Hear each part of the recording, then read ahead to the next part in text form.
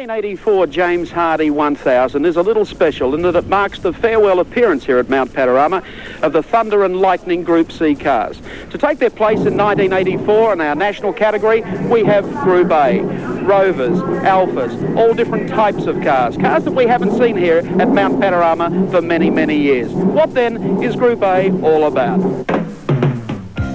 Group A is the international touring car category introduced by FISA, the world controlling body, 3 years ago.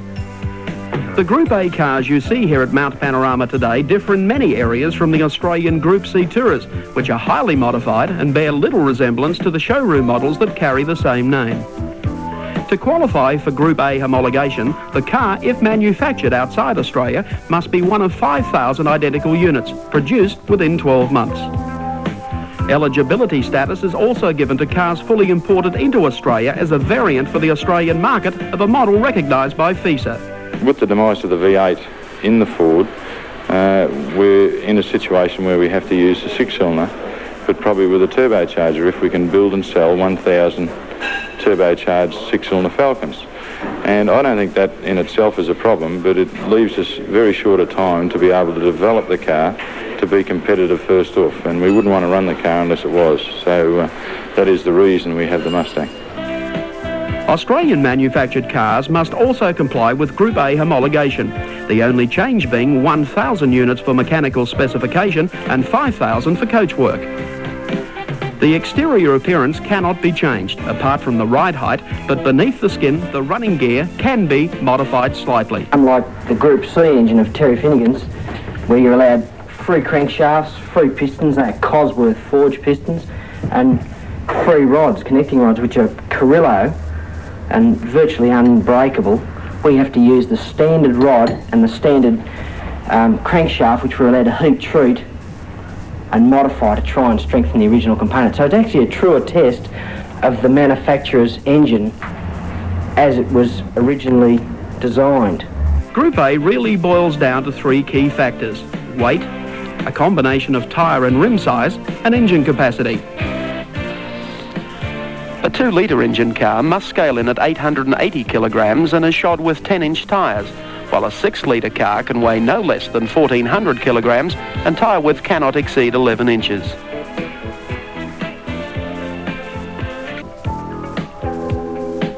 The introduction of Group A to this year's James Hardie 1000 has already brought a new dimension to the event.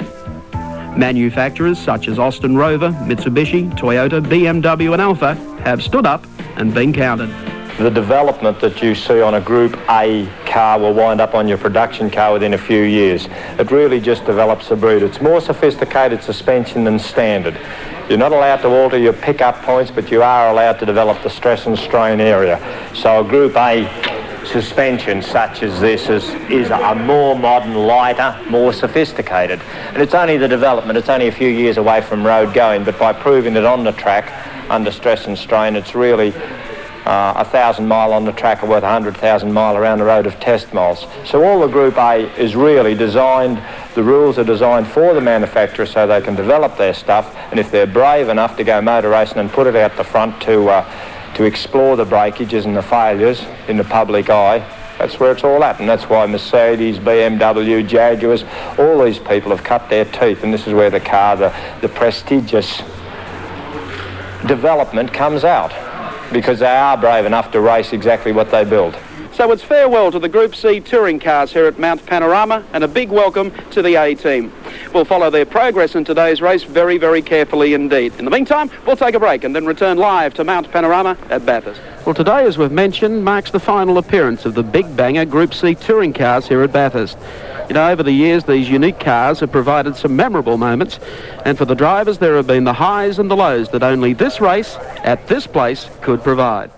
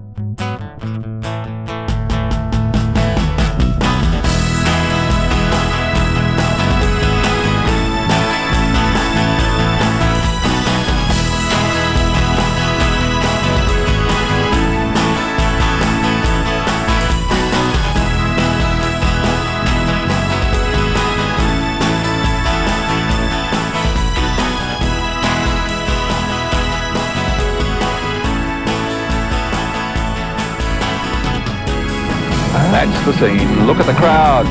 Down both sides, pit lane on the left, the crowd on the outside of the track on the right. The Hardy Bridge looking back through the field. Oh, look at them. 10 seconds to the great race of 84, the James Hardy 1000. Down goes the flag, and the 1984 James Hardy 1000 is underway, and it is George Fury, Peter Brock and Alan Grice running up without a train. Steve Masterton's gone in, Tom Walkinshaw is stalled there on the starting line. The rest of the field passing him by, he's been collected by a Camaro.